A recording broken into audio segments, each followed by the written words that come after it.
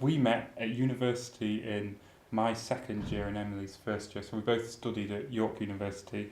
I was doing computer science and Emily was studying English literature, and we met at the Christian Union at university. We had not come across any other married couples who were both in ministry, who were kind of our age and at our stage of life or anything like that. So it was really helpful to us to be able to go and speak to somebody who said, oh yes, yeah, we can see how this might work.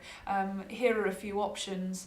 And that was very reassuring, actually, to know that there were things in place for that. There were people who had gone ahead of us and done it already. It's a joy. It's an absolute joy. We love it, don't we? Getting to kind of explore theological issues and study and worship and everything together in the same place is just a dream. I mean, we could not have imagined a year ago that we would be doing this, really, or 18 months ago that we would be here and doing it together, but it is an absolute joy. It's very natural as well, because it's a community here. It's very much community. You often, places say, oh, we're one big family, and often when I hear organisations saying that, I'm quite sceptical, and sometimes it's only partly true. Here it really is true, and it's quite natural being a married couple in the community. If we're talking specifically about the course, our placement is amazing. We have many placements, so we're only in our first year. So we have a term time placement at a village about half an hour from here, and getting to do the stuff on the ground is great. I think there are a number of dangers that you can fall into as a married couple, both doing the same job.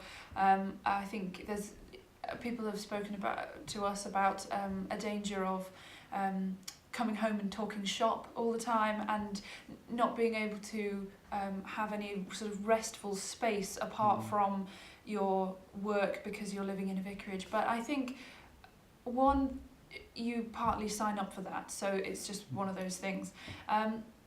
But also, I think it just takes a little bit of sort of careful intention, doesn't it? I think to make sure that you are careful in shaping your time so that you have time together, you have time alone, which is also important, and you have the space to just remove yourself slightly from what's going on in either a training or in a parish. I would think I think it's really important to be intentional about that and allow God to help you shape that as well. Listen to what He has to say about where you're spending your time and how you're using that.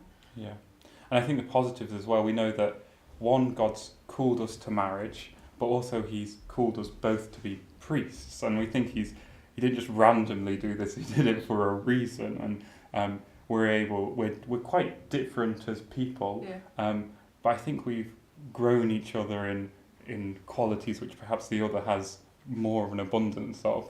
I think one of the challenges is going to be finding a curacy that is, curacies that are suitable for both of us, really.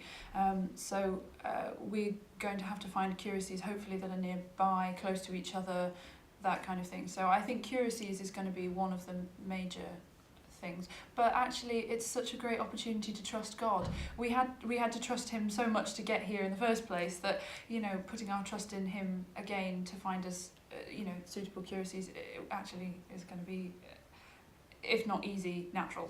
Yeah, it's an opportunity. And we have a fantastic DDO. So. We do, yeah.